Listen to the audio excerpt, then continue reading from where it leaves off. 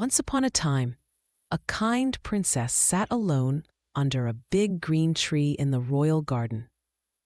She looked up sadly. The tree had no fruit.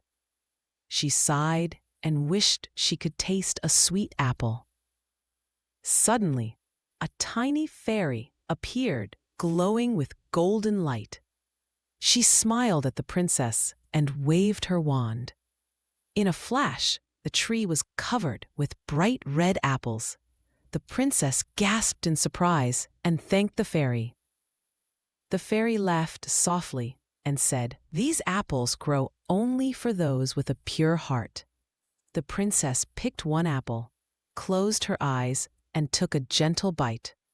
It was the sweetest apple she had ever tasted.